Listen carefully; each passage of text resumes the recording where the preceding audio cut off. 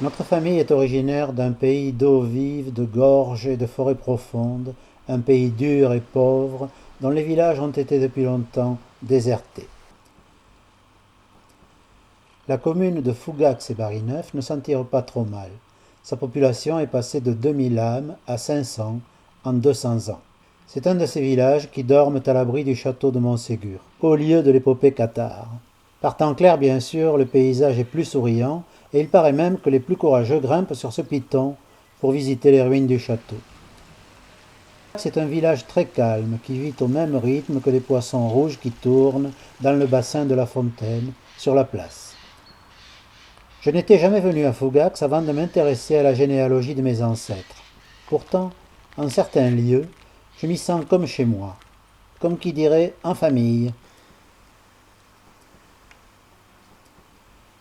Ils sont tous là, les ancêtres dont j'avais relevé les noms sur les actes de baptême, de décès, de mariage. Voici les Lanta, dont un ancêtre a épousé le mien au tout début du XVIIe siècle. Les Cassagno, les Pousses, les Grosby, les Matignon. Ils sont tous là. Jusqu'à la Révolution française, les actes disent qu'ils sont enterrés au cimetière de l'église de Saint-Michel. Mais là, il est bien plus difficile d'en retrouver la trace. Est-ce celui-ci ou celui-là? On a enterré les gens du village dans ce cimetière pendant des siècles, et il ne reste qu'une dizaine de croix. N'importe, qu'ils dorment en paix à l'ombre de Montségur.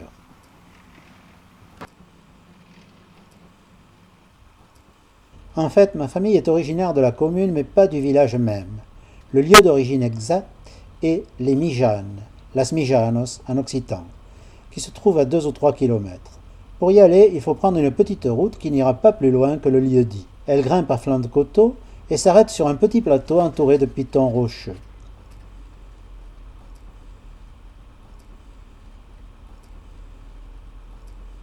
Là se trouvent actuellement 3 maisons, mais le lieu était beaucoup plus peuplé voici 2 ou 3 siècles.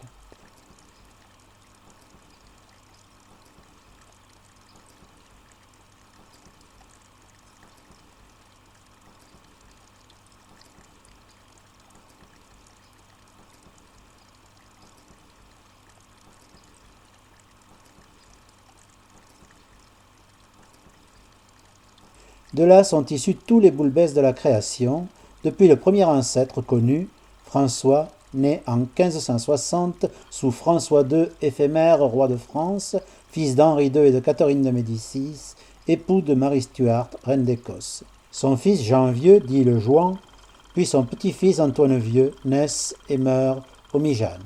Nous sommes au milieu du XVIIe siècle quand naît la Jaquette, puis son fils Jean, son petit-fils Pierre. Puis un Jean encore, et nous arrivons au milieu du XVIIIe siècle avec François, dit Frisate, le frisé. Suivent Guillaume, un François encore, et nous avons passé le milieu du XIXe siècle quand arrive mon grand-père Hector. Hector n'est pas né au Mijanes, mais on y trouve encore des boules-bèsses dans les années 50, dont voici la photo. Vous avez sans doute remarqué qu'une femme, la Jaquette, figure dans une lignée agnatique qui ne tient compte que des hommes. Au niveau de la Jaquette, on ne trouve qu'une croix dans le cadre réservé aux maris.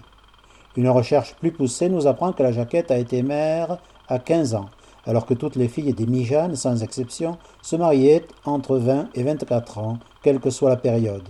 J'ai plaisir à imaginer ceci.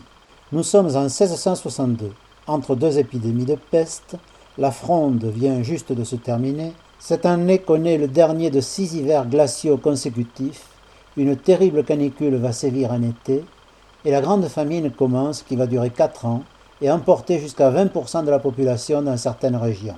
Des jacqueries naissent aux 4 coins de France, des routiers et des hordes affamées hantent les chemins. Les Mijanes, lieux isolés, ont-elles été attaqués? Ou bien, la Jaquette gardait-elle les moutons quand elle fut surprise et violée par des pillards à 14 ans? On remarque qu'elle n'a pas accouché au Mijanes comme toutes les autres femmes de la famille, mais à Fougax.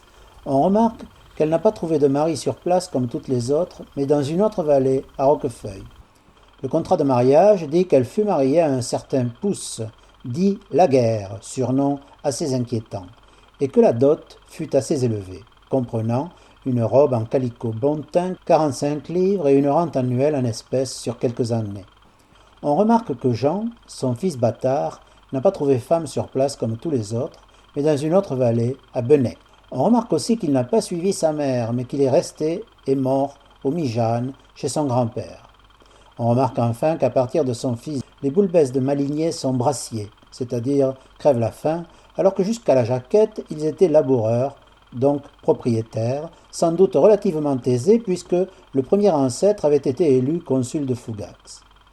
Les malheurs de la pauvre fillette ont provoqué un séisme familial.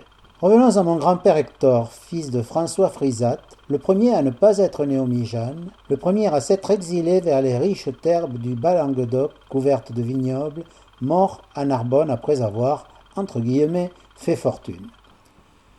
Son acte de naissance montre qu'il n'est pas vraiment né à Fougax, mais à la métairie de la Bartole, qui se situe à un bon kilomètre dans la montagne. Seuls les 4x4 et les tracteurs peuvent emprunter le chemin qui y monte. Une recherche sur Internet m'a appris qu'au début des années 2000, un certain Madani Bouch, ex-gendarme belge devenu voleur et assassin, soupçonné d'appartenir au gang des tueurs du Brabant qui ont totalisé 28 meurtres dans les années 80, s'était installé là sous le nom de M. Bureau. Il est mort en 2002 quand un arbre qu'il tronçonnait lui a fendu le crâne, ce qui tendrait à prouver qu'il est plus facile de jouer du riot gun que de la tronçonneuse, chacun son métier. Voici donc la maison où est né mon grand-père. Dans cette pièce peut-être, ou dans celle-ci. En fait, une très belle femme de 45 ans environ, qui s'appelle Nathalie, comme bon nombre des femmes de son âge, s'est installée sur les lieux avec 2 enfants qu'elle a élevés et instruits seule sur place. Elle a, dit-elle, acheté les ruines et remonté les murs toute seule, brique après brique, ce que j'ai un peu de mal à croire. Avant de s'installer à la Bartole, elle habitait un petit village d'une 20aine d'habitants, mais c'était encore trop. Un village de 20 habitants, 20 âmes l'hiver. Alors, le 21 20, c'est pas très grave Mais quand même. justement, c'est pire, monsieur. Il y a plein de vénérés. Des hommes seuls, des tarés, des bonnes femmes qui pensent que...